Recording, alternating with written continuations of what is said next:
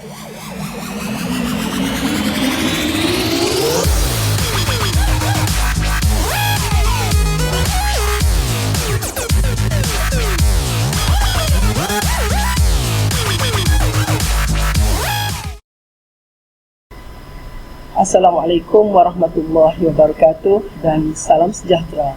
Bertemu kita dalam Wacana Ilmu. Pada hari ini saya Cikgu Hajah Zaitun binti Ahmad Zahari akan membincangkan teknik menjawab soalan rumusan Bahasa Melayu KSSM tingkatan 5. Baik, untuk soalan rumusan ini adalah termasuk dalam Bahasa Melayu Kertas 2 bahagian C, iaitu soalan 9. Rumusan dan markah yang diperuntukkan untuk soalan ini ialah 30 markah. Masa yang dicadangkan untuk calon-calon menjawab soalan rumusan ialah 45 minit. Standard kandungan untuk rumusan ialah 3.5, menulis untuk mengolah maklumat bagi menghasilkan bentuk penulisan bahan. Standard pembelajaran 3.5.2, menulis untuk mengolah maklumat dan menghubungkan maklumat daripada pelbagai sumber bagi menghasilkan penulisan dan bahan grafik dengan menggunakan ayat yang gramatis dan penanda wacana yang sesuai. Dan objektif pembelajaran pula ialah pada akhir pembelajaran, murid dapat 1. Mengenal pasti fokus 1 dan fokus 2 dalam petikan dan bahan grafik untuk menulis pendahuluan. Yang kedua, murid dapat mencari dan menggariskan isi fokus 1 dan fokus 2 dalam kedua-dua bahan. Dan yang ketiga, murid dapat membuat kesimpulan rumusan berdasarkan tema bahan. Dan yang keempat ialah murid dapat menulis rumusan lengkap. Sebelum itu, mari sama-sama kita lihat panduan umum untuk rumusan. 1. Panjang petikan yang diberi tidak melebihi 300 patah perkataan. Dan yang kedua, petikan berdasarkan bahan sumber yang mempunyai tidak kurang daripada 2 fokus.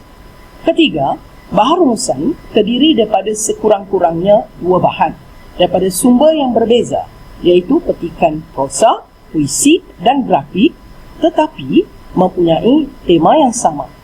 Yang keempat, tugasan tidak dinyatakan dalam arahan soalan.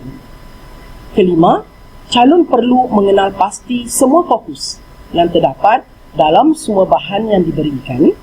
Yang keenam, bahan satu terdiri daripada petikan yang diambil daripada mana-mana sumber yang mempunyai tidak kurang daripada 2 fokus serta panjangnya lebih kurang 300 patah perkataan.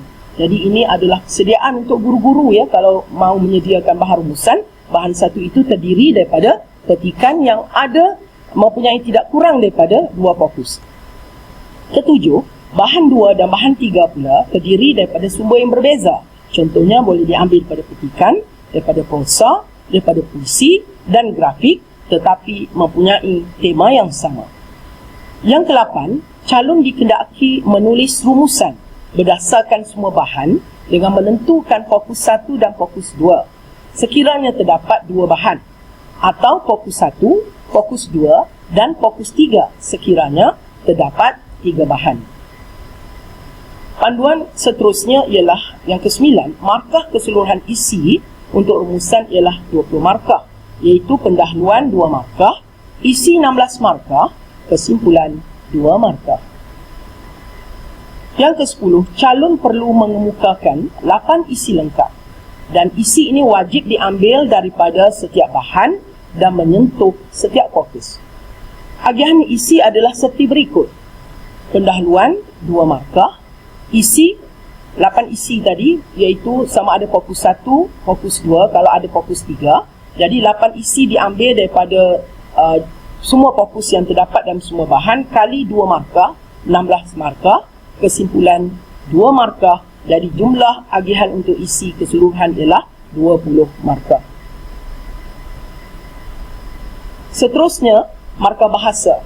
Markah bahasa dinilai secara holistik, iaitu 10 markah diperuntukkan berdasarkan penggunaan bahasa oleh calon dan bukan berdasarkan jumlah isi yang diperoleh.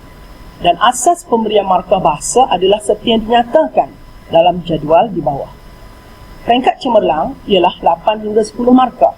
Peringkat baik 5 hingga 7, sederhana 3 hingga 4 dan lemah 1 hingga 2. Jadi bermakna kalau sekiranya calon memperoleh markah isi penuh, iaitu 20 markah lengkap. Tetapi kalau seandainya bahasanya ada terdapat kekurangan, mungkin pemeriksa hanya mengkategorikan peringkat baik. Jadi kemungkinan kalau isi 20 bahasa tadi mungkin 5, 6 ataupun 7. Baik, seterusnya untuk bahasa peringkat cemerlang tadi, kita tengok bahasa yang cemerlang. Bagaimana calon nak memperoleh bahasa peringkat cemerlang 8 hingga 10? Yang pertama, calon perlu memastikan rumusan ditulis ada mempunyai kesinambungan ayat yang sangat baik. Seterusnya, bahasa yang sangat gramatis dari segi kosakata dan ayat, penggunaan tanda baca yang betul dan tepat, ejaan mengikut sistem ejaan Rumi atau Baharu. Seterusnya, penggunaan kosakata juga luas dan tepat. Dan yang terakhir, pengolahan sangat menarik dan berkesan. Jadi saya bacakan untuk peringkat cemerlang, peringkat baik, sederhana dan lemah. Bolehlah ya calon-calon melihat sendiri apakah kriteria yang telah diperuntukkan. Seterusnya, panjang rumusan hendaklah tidak melebihi 120 patah perkataan. Jadi di sini bermakna calon tidak boleh menulis lebih daripada 120. Kalau calon menulis lebih, bermakna pembacaan oleh pemeriksa hanya setakat 120. Selepas itu, pemeriksa tidak akan membaca rumusan yang melebihi perkataan daripada 120. Yang ke-13, kesimpulan rumusan dibuat berdasarkan tema bahan. Dan yang ke-14, jawapan hendaklah ditulis dalam bentuk esei. Yang terakhir, rumusan perlulah ditulis dalam bentuk berperenggan. Baiklah murid-murid, jadi kita kena lihat terlebih dahulu ya. Sebelum kita mencari isi dalam bahan yang diberi, kita kena tahu apakah yang dimaksudkan dengan fokus dalam bahan. Apa yang dimaksudkan dengan fokus? Fokus ialah pokok perbincangan atau kata kunci atau kata tugasan yang dibincangkan dalam bahan. Antara fokus atau kata tugasan yang terdapat dalam bahan-bahan rumusan ialah berkaitan dengan punca, faktor, masalah, ataupun tekangan, kesan atau impak, langkah-langkah atau cara-cara, kepentingan atau kaedah, peranan atau tugas, dan seterusnya persediaan atau kesiapsiagaan.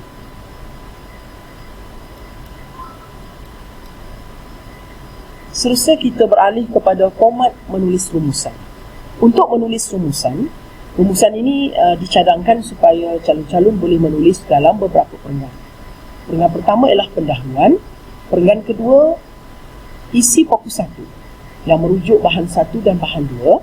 Seterusnya, perenggan yang berikut ialah isi fokus 2 yang merujuk bahan 1 dan bahan 2.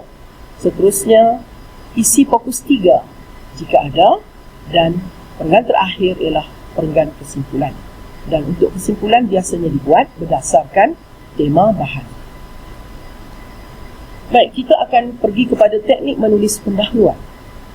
Untuk menulis pendahuluan yang 2 fokus, kita akan menulis seperti berikut: rumusan atau bahan, membincangkan, terus tulis fokus 1 dan sambung fokus 2.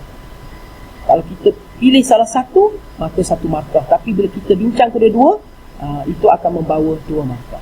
Okey, bagi menulis ayat untuk pendahuluan 3 fokus, kita akan tulis seperti ini: rumusan atau bahan membincangkan, terus tulis fokus 1, disambung dengan fokus 2 dan fokus 3. Tapi kalau kita hanya membincangkan fokus 1 dan 2 sahaja, maka markahnya jadi 1 markah. Baik, ini adalah contoh bahagian C soalan rumusan. Kita tengok arahan soalan.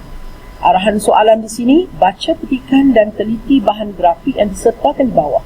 Kemudian buat satu rumusan yang panjangnya tidak melebihi 120 patah perkataan. Anda digalakkan supaya menggunakan ayat anda sendiri tanpa mengubah maksud asal petikan dan bahan. Jadi ini adalah bahan 1, bahan petikan. Seperti yang telah Cikgu nyatakan tadi, dalam bahan petikan ini calon kena mengenal pasti fokus yang terdapat dalam petikan. Biasanya kalau bahan petikan sekurang-kurangnya ada 2 fokus dalam bahan tersebut. Okay, seterusnya kita akan meneliti bahan 2, iaitu bahan grafik. Untuk bahan grafik ini juga kita akan meneliti apakah fokus yang terdapat. Tapi kalau kita lihat di atas, fokus bila sebut perpaduan mengekalkan keharmonian, kita dah tahu bahawa itu adalah fokus yang berkaitan dengan kepentingan perpaduan. Dan di bawahnya sudah terang lagi bersuluh sebab sudah dinyatakan langkah-langkah untuk memupuk semangat perpaduan. Jadi di situ kita sudah dapat buat kesimpulan bahawa bahan grafik dan bahan petikan ada 2 fokus. Jadi ini contoh pendahuluan. Kalau calon-calon mau menulis, kita akan tulis rumusan atau bahan membincangkan kepentingan mewujudkan perpaduan kaum. Ini adalah fokus 1 dan usaha-usaha memupuk perpaduan kaum di Malaysia. Kalau kita tulis kedua fokus tadi, maka dapatlah 2 markah. Seterusnya kita akan pergi kepada teknik menulis perenggan isi. Untuk menulis perenggan isi, tadi sudah cikgu nyatakan kita mesti menulis. Kalau perenggan pertama pendahuluan, sekarang perenggan isi kita akan beralih pada perenggan yang kedua, perenggan ketiga dan perenggan yang keempat jika ada. Untuk perenggan yang kedua kita akan menulis isi berkaitan fokus 1 yang berdasarkan daripada bahan 1, bahan 2, bahan 3 jika ada. Kemudian menulis isi perenggan ketiga untuk menulis isi yang berkaitan dengan menulis fokus 2 berdasarkan bahan 1, bahan 2 dan bahan 3 jika ada. Dan perenggan yang keempat ialah kita akan menulis isi fokus 3 jika ada. Baik, kita akan menulis untuk ayat isi fokus sebab sebenarnya tidak terikat dengan jumlah perenggan. Tapi cikgu sudah nyatakan sebaik-baiknya kita menulis dalam beberapa perenggan mengikut fokus isi tadi. Okey, dan seterusnya ya, pastikan isi tadi merangkumi semua bahan dan semua fokus untuk mendapat markah penuh. Baik, ini dia contoh bagi jawapan tadi cikgu dah bagi fokus 1. Katakan kita nak tulis dalam perenggan, maka perenggan yang pertama, perenggan yang kedua untuk isi fokus 1 kita tulis dalam kedua-dua bahan, iaitu yang berkaitan dengan kepentingan atau kebaikan atau faedah mewujudkan perpaduan kaum. Mula-mula kita tulis daripada bahan 1, kemudian daripada bahan 2. Okey, kemudian kita pergi perenggan yang berikut, iaitu kita menulis isi yang berkaitan dengan fokus 2, iaitu usaha-usaha memupuk perpaduan kaum di Malaysia. Kita tulis dahulu berdasarkan bahan 1, kemudian kita tulis berdasarkan bahan 2. Seterusnya, kita akan menulis kesimpulan. Bagaimana kita hendak menulis kesimpulan?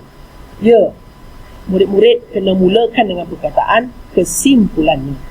Kemudian murid akan menyatakan tindakan yang berkaitan dengan arahan soalan, iaitu siapa yang perlu bertindak. Seterusnya, murid akan menggunakan penanda wacana agar dan supaya menyatakan apakah hasil tindakan itu. Dan di sini apabila kita membincang atau menulis kesimpulan, mesti berkaitan dengan 2 isu atau komponen, iaitu ditandai dengan kata hubung supaya, agar, semoga. Isu 1 cadangan yang berkaitan kita boleh tulis, kita boleh cadangkan di sini, iaitu siapakah pihak yang terlibat, masyarakat, semua pihak, contohnya kerajaan dan sebagainya lah, hendaklah bekerjasama. Okey, kemudian kita akan guna kata hubung agar, supaya, kemudian kita kaitkan dengan isu yang kedua, kesan kepada pihak yang terlibat. Okey, ini contoh kesimpulan daripada bahan yang cikgu beri. Jadi di sini contoh kesimpulannya, semua pihak perlu berusaha mewujudkan perpaduan negara agar atau supaya misi menjadikan Malaysia sebuah negara maju akan terlaksana. Baik, ini adalah panduan bagaimana nak mengira isi berdasarkan 2 bahan. Okey, tadi cikgu dah beri. Okey, ini panduan dia. Jadi pendahuluan tadi kita kata 2 markah.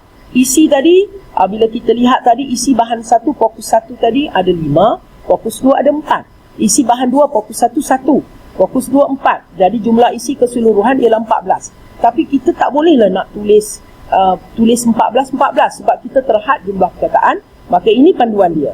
Panduan dia ialah maknanya calon boleh memilih sama ada isi fokus 1 daripada 5 dia nak ambil 4, fokus 2 daripada 4 ambil 2, fokus 1 memang kena ambil lah sebab dia ada 1 saja. Bahan 2 ni fokus 1 saja. Kemudian fokus 2, 4 dia ambil 1, jadi jumlah di sini 8. Dan begitulah seterusnya. Katakan yang terakhir dia kata fokus 1. Ini 1 dia nak ambil Okey, kemudian dia nak ambil sini 1, sini 4, sini 8, jadi jumlahnya 8. Jadi 8 kali 2, 16 markah. Dan kesimpulan tadi 2 markah. Jadi jumlah isi tadi di sini ialah 20 markah. Baik, ini panduan mengira isi kalau 3 bahan atau 3 fokus ya. Calon-calon boleh melihat di sini. Ini dia jumlah isi keseluruhan fokus 1. Daripada bahan 1 ada 5, fokus 2 ada 2. Bahan 2 pula fokus 1 ada 2. Bahan 3, fokus 3 ada 2. Jadi jumlah keseluruhan daripada semua bahan ialah 11. Tapi calon mesti menulis semua fokus dalam semua bahan. Jadi boleh ikut panduan di sini ya. Ni 16. Tapi asalkan jumlah di bawah ini 8 isi lengkap yang kita tulis diikuti dengan tema 2. Jadi 8 kali 2, 16, pendanua 2. Jumlah isi ialah 20 markah.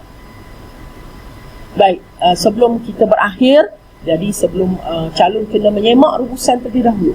Okey, calon perlu menyemak tanda ejaan, baca, tanda baca, tata bahasa dan seterusnya. Ini adalah panduan ya. Calon perlu mengira ya jumlah perkataan dan kemudian menulis perkataan tersebut dalam kurungan pada sudut kanan bahagian bawah rumusan. Dan ini adalah panduan macam mana nak mengira satu patah perkataan. Kata nama khas kira 1, kata ganda 1, tarikh angka 1, kata majmuk pun 1, gelaran 1, peribahasa pun 1. Jadi setakat ini sahaja. Cikgu berharap panduan ini dapatlah membantu calon-calon untuk menjawab soalan rumusan dengan baik. Sekian. Assalamualaikum warahmatullahi wabarakatuh. Terima kasih.